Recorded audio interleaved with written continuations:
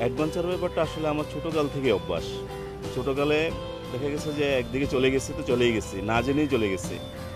কোথায় যাচ্ছি নিজেও জানি না, বাস মানে যেতে হবে জাস্ট। কোনো বাধাই মানুষকে আটকাতে পারে না, আটকাতে পারেনি তারেককেও। এবারের বাধা পেরোবার গল্প তারেকের নির্ভয় অন্বেষণের গল্প। 2004 সালে যখন আমি আমার ফ্যামিলি নিয়ে বান্দরবন যাই, তারপরেই সব কিছু আসলে অন্যরকম হয়ে যায় আমার জীবনের। বান্দরবন সম্বন্ধে আমার কোনো ধারণাই ছিল না। ওই সময় যাওয়ার পরে সামনে আর কি আছে ওই দেখার জন্য আমি অস্থির হয়ে যাই। তারপর থেকে আসলে আমার মেনলি ট্রেকার্স জীবন শুরু হয়।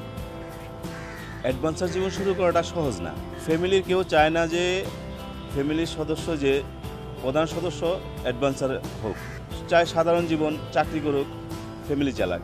আমার ফ্যামিলির লোকজন চায় নাই আমি এমন কোথাও যাই যেখানে সম্বন্ধে আমি কিচ্ছু জানি না। ওখানে কি আছে, কি বিপদ আছে, মানুষ জানি না, ওখানকার পাহাড় জঙ্গলে কি আছে, কত রকম বিপদ হইতে পারে, কিন্তু কিচ্ছু আমি না জেনে এখানে যাওয়াটা ওনারা একদম পছন্দ করতো না।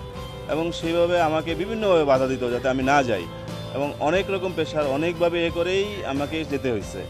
তারপর তো চলতেছে যত বাধা বিপত্তি হোক কোনোটাকেই আসলে আমাকে থামিয়ে রাখতে পারে নাই। আমি যাচ্ছি এবং আরও যাব।